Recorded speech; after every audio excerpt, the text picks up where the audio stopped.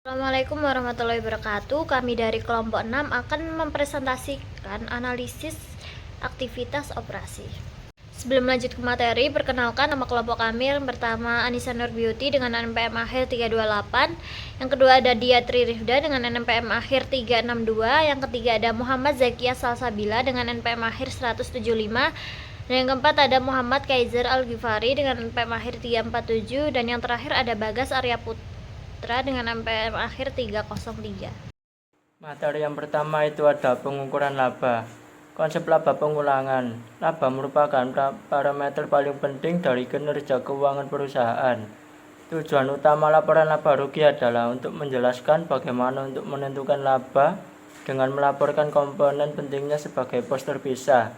Terdapat dua konsep alternatif laba, yaitu laba ekonomi dan laba akuntansi. Mengukur laba akuntansi. Komponen dari laba akuntansi adalah ada dua. Yang pertama ada pendapatan dan keuntungan, dan beban dan kerugian. Alternatif klasifikasi dan pengukuran laba ada tiga. Yang pertama adalah laba dari operasi yang masih berlangsung. Laba dapat diklasifikasikan berdasarkan dua dimensi utama, operasi dan non-operasi, serta berulang dan tidak berulang. Laporan laba rugi biasanya menyajikan tiga pengukuran laba alternatif. Yang pertama adalah laba bersih, dianggap sebagai hasil akhir pengukuran laba, meskipun pada kenyataannya tidaklah demikian. Terus yang kedua ada pendapatan komprehensif, mencerminkan hampir seluruh perubahan pada ekuitas yang tidak berasal dari aktivitas pemilik, mencerminkan keuntungan dan kerugian atas kepemilikan yang belum direalisasi seperti dividen dan saham. Yang terakhir adalah laba dari operasi yang masih berlangsung, merupakan suatu pengukuran yang mengeluarkan pos luar biasa, dampak kumulatif perubahan akuntansi, dan dampak penghentian operasi. Terus yang kedua adalah laba operasi dan non-operasi. Laba operasi merupakan suatu pengukuran laba perusahaan yang berasal dari aktivitas operasi yang masih berlangsung.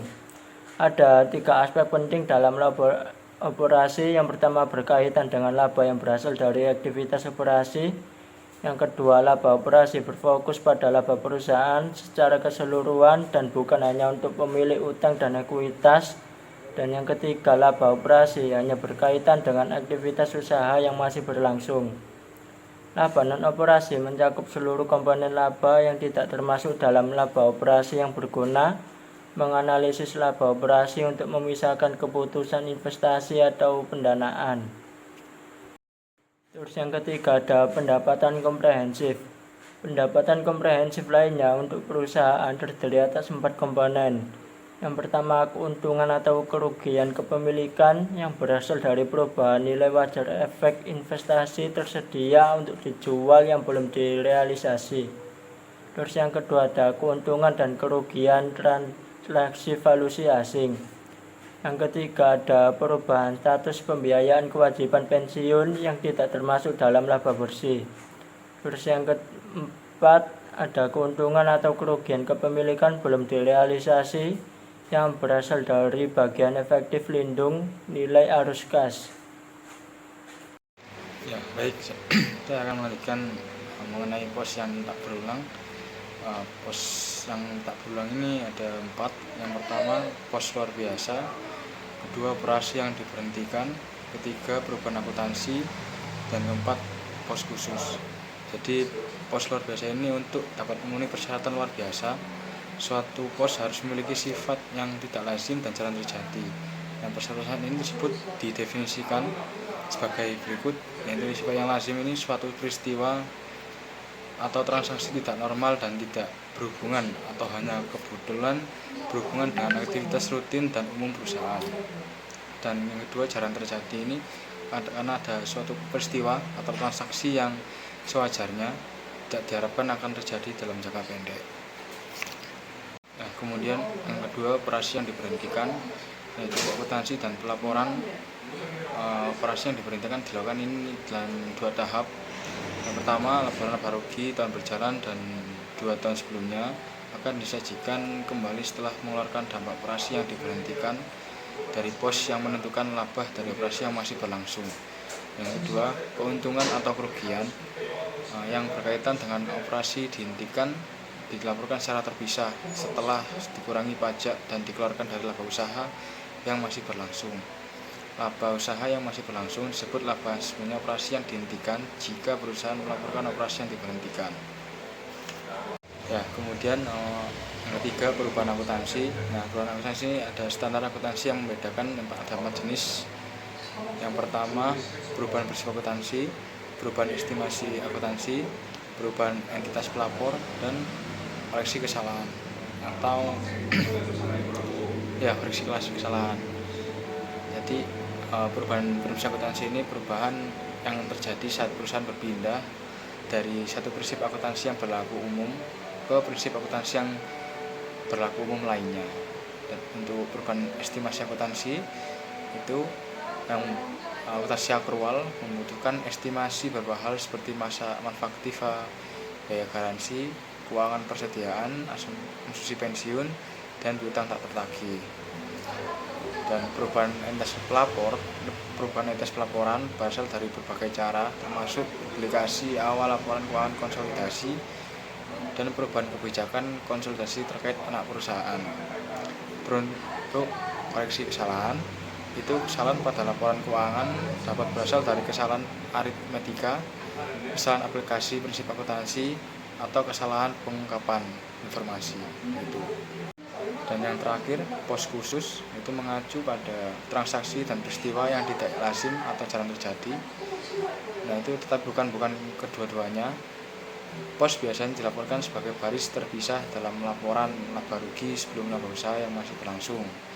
Seringkali pos khusus merupakan pos tidak rutin yang memenuhi persyaratan untuk diklasifikasikan sebagai pos luar biasa. Baik, di sini saya akan menjelaskan tentang pengakuan pendapatan. Nah, yang pertama ada panduan pengakuan pendapatan, yakni dari sudut pandang analisis, pengakuan akrual pendapatan dan keuntungan yang tidak sesuai dapat menyebabkan satu dari dua konsekuensi yang tidak diinginkan. Yang pertama ada jika perusahaan mencatat pendapatan terlalu dini atau terlambat, maka pendapatan itu akan diakui pada periode yang salah. Kemudian yang kedua, jika perusahaan mengakui pendapatan sebelum kepastian relasi yang wajar, maka pendapatan akan dicatat pada satu periode dan kemudian akan dibatalkan. Nah, kedua akibat ini akan menjadi dampak yang kurang baik pada pengukuran laba. Untuk mengatasinya, akuntansi menerapkan aturan yang ketat dan konservatif sehubungan dengan pengakuan pendapatan. Nah, kriteria pengakuan pendapatan yang pertama ada aktivitas laba menghasilkan pendapatan yang telah selesai dan tidak dibutuhkan usaha yang signifikan.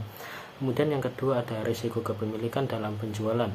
Dan yang ketiga ada pendapatan dan beban terkait yang diukur atau diestimasikan. Dan yang keempat ada pengakuan pendapatan biasanya menghasilkan kenaikan kas. Selanjutnya ada transaksi pendapatan yang wajar dengan pihak-pihak independen. Dan yang terakhir ada transaksi pendapatan tidak ada pembatalan. Nah, dalam pengakuan pendapatan sendiri ada 6 poin. Yang pertama ada ketidakpastian dalam penagihan pendapatan. Perusahaan yaitu menyisihkan cadangan piutang ragu-ragu atau tidak tertagih untuk mencerminkan ketidakpastian kemungkinan penagihan piutang dari penjualan kredit. Kemudian yang kedua ada pengakuan pendapatan jika terdapat hak pengembalian.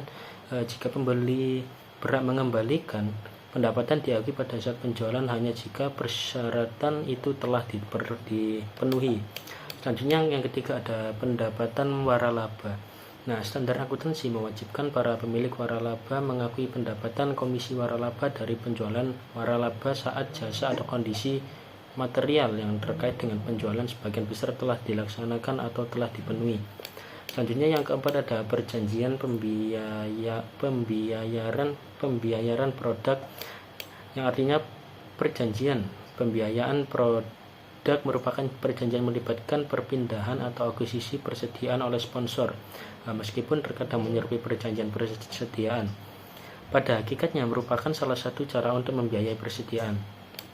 Selanjutnya yang kelima ada pendapatan kontrak akuntansi untuk kontrak konstruksi jangka panjang untuk barang-barang seperti bangunan, pesawat terbang, kapal, atau mesin berat memiliki pendapatan dalam penentuan pendapatan dan laba. Estimasi laba umumnya dilakukan dengan mencatat bagian dari perkiraan laba total berdasarkan rasio biaya yang terjadi pada saat ini. Dan yang terakhir keenam adalah pendapatan belum diterima. Nah, dalam kontrak pekerjaan jangka panjang seperti kontrak jaminan produk dan kontrak pemeliharaan peranti lunak, pendapatan seringkali ditagih di muka. Nah, dalam kondisi seperti ini, pendapatan diakui secara proporsional sepanjang keseluruhan periode kontrak. Analisis dampak pengakuan pendapatan. Nah, pencatatan pendapatan merupakan peristiwa sangat penting dalam penentuan laba.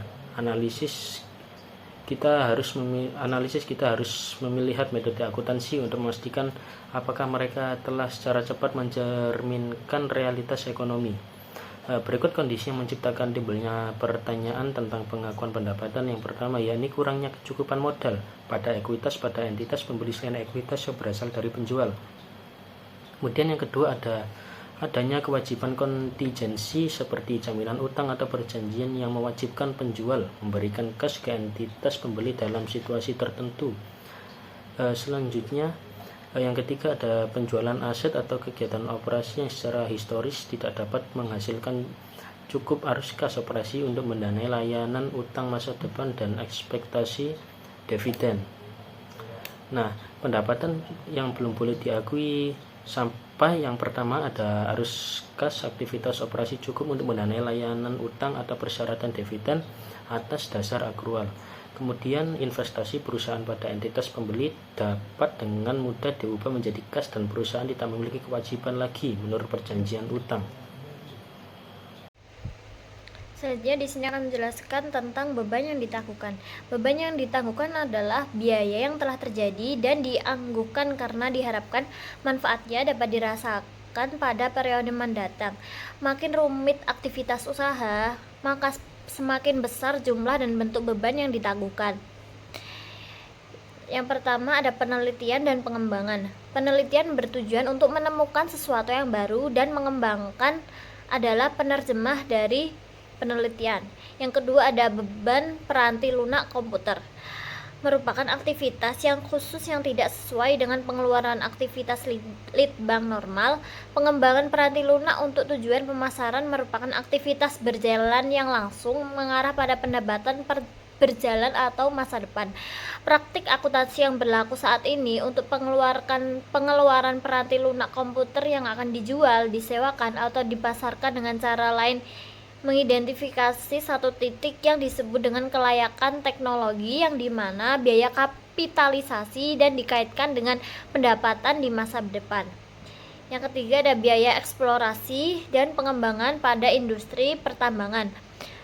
Beragamnya metode perlakuan biaya eksplorasi dan pengembangan yang berlaku untuk industri pertambangan menghalangi kita untuk membandingkan hasil antar perusahaan. Akuntansi pada industri ini akan terus memiliki keberagaman. Dua metode umum yang digunakan dan variasi metode tersebut dapat memberikan hasil yang sangat jauh berbeda. Banyak analisis memilih akuntansi successful effort daripada akuntansi full cost karena lebih baik dalam mengaitkan biaya dengan pendapatan yang lebih konsisten dengan praktik akuntansi yang berlaku saat ini. Assalamualaikum warahmatullahi wabarakatuh. Di sini selanjutnya saya akan menjelaskan tentang kompensasi tambahan untuk karyawan. Di mana di sini yang pertama yaitu tinjauan atas kompensasi karyawan ini memiliki beberapa kompensasi beserta akuntansinya yang diuraikan sebagai berikut. Yang pertama yaitu kontrak kompensasinya itu ditangguhkan, yaitu merupakan janji pembayaran karyawan di masa yang mendatang dengan beberapa syarat tertentu. Yang kedua yaitu hak apresiasi, di mana di sini hak apresiasi saham merupakan hak atas sejumlah saham yang diberikan kepada karyawan dan dilakukan metode penyesuaian terhadap beban kompensasi. Selanjutnya yaitu ada opsi saham karyawan, yaitu merupakan bentuk kompensasi insentif yang paling populer. Nah, ini alasannya itu biasanya akan meningkatkan kinerja dengan memberikan karyawan kepemilikan pada perusahaan sehingga menyatukan insentif karyawan dan perusahaan. Nah, dipandang karyawan ini sebagai sarana untuk meraih kekayaan. Meskipun dalam bentuk kompensasi, ia ini tidak memiliki dampak arus kas langsung dan memberikan tunjangan karyawan tanpa perlu mencatat biaya. Selanjutnya yaitu ada biaya bunga dan akuntansi pajak. Di sini yang pertama yaitu ada akuntansi pajak penghasilan, di mana laba yang dilaporkan dalam laporan keuangan ini sangat jauh berbeda dari laba yang kena pajak, yang merupakan laba yang digunakan untuk menghitung kewajiban pajak menurut peraturan pajak. Nah, perbedaan temporer ini merupakan perbedaan yang bersifat sementara yang diharapkan akan dibalik di masa depan. Nah, perbedaan ini memungkinkan perbedaan waktu antara akuisisi pajak dengan GAAP. Selanjutnya yaitu ada analisis pajak, di mana analisis pajak penghasilan ini merupakan aset pajak tangguhan, bukanlah aset atau kewajiban yang sebenarnya.